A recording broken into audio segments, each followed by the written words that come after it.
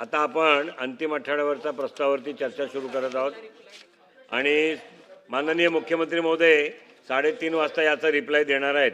त्यामुळे सर्व सदस्यांना माझी विनंती आहे की आपण आपले विचार थोडक्यात मांडावे। श्री जितेंद्र आव्हाड। नाही, तो इंट्रोडक्शन आहे केवळ। जेव्हा बिल चर्चेला येईल तेव्हा बोला, चर्चेला येईल तेव्हा बोला। नाही, हा जो सहकार विभागाचा बिल आहे तो केवळ इंट्रोडक्शन केलेला आहे, आता चर्चेला नाही। अध्यक्ष महोदय,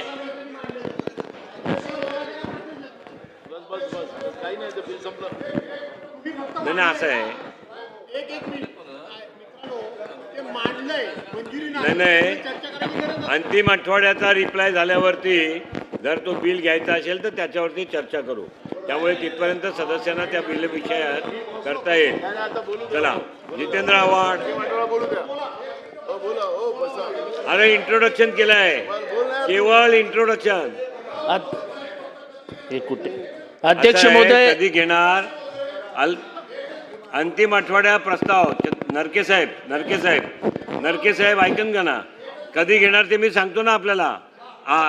मी सांगतो आपल्याला, मी सांगतो ना आपल्याला अंतिम आठवड्याच्या प्रस्तावावरती चर्चा झाल्यावर माननीय मुख्यमंत्री महोदय उत्तर देतील।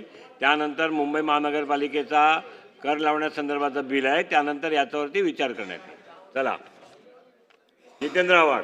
अध्यक्ष महोदय, 3:30 वाजता माननीय मुख्यमंत्री महोदय उत्तर देणार आहे। चर्चेला सुरुवात करत असताना मी महाराष्ट्रातली एक गाजलेली लावणी या ठिकाणी ऐकवली, ती पुन्हा ऐकवतो। हो, आईनं दुपारी भीमा तिरी खोडी कोणी काढली क बाई माझी करंगळी मोडली। आता खोडी कोणी काढली आणि करंगळी कोणाची मोडली हे काही कळायला मार्ग नाही। पण सातारा जिल्हा म्हणजे यशवंतरावांचा जिल्हा, पवार साहेबांचा नंतर बोलूया, पण बाळासाहेब देसाईंचा जिल्हा, लक्ष्मण तात्यांचा जिल्हा, म्हणजे दोघं रस्त्यावर फिरायला लागले की वाघ असायचे, वाघ। उद्या महाराष्ट्राने बघितलं आणि तुम्ही दोघं येऊन सांगता मार खाल्ला।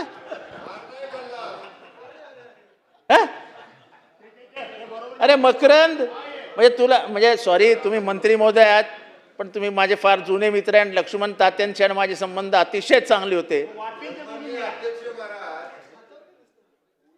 बरोबर धक्काबुक्की झाली म्हणजे मार खाल्ला नाही, त्यामुळे ते मार खाल्ला हे काढून टाका। पोलिसांना नडलो आम्ही नाही, अध्यक्ष महाराज, मी परत सांगतो, आम्ही 4घच होतो आणि 100 पोलीस होते, तरी सुद्धा आम्ही त्यांच्याबरोबर त्या ठिकाणी नडलो। त्यामुळे मार खाल्ला असं म्हणू नका। धक्काबुक्की झाली, झटापट्टी झाली हे जरूर म्हणा, हातापाई झाली आमची। विषयावर बोला। हा, विषयावर बोला, तुमचे विषयावर बोला। परत एक असं आहे जितेंद्र आव्हाडजी, आपण वेगळं बोलेल ते परत वेगळं बोलतील, वेगळं बोलला। विषयावर बोला, असं कसं? विषयावर बोला, विषयावर बोला। चला विषयावर बोला, चला विषयावर बोला। परत नाही, अध्यक्ष महोदय, असं आहे, मार खाल्ला नाही खाल्ला बाजूला ठेवून द्या, मार खाल्ला नाही खाल्ला बाजूला ठेवून द्या। थोडस करंगळीला लागलेलं आहे, तो करंगळीला लागलाय, तो कदाचित खराचचा मार असेल, म्हणजे मला त्याच्याबद्दल काय बोलायचं नाही। पण अध्यक्ष महोदय, एकनाथ शिंदे साहेबांना येऊन सभागृहात बोलावं लागतं की घटनेची पायमल्ली होते, लोकशाहीचा खून होतोय। तुम्हाला मुख्यमंत्र्यांकडे जाऊन सांगावं लागतंय काय चालू आहे।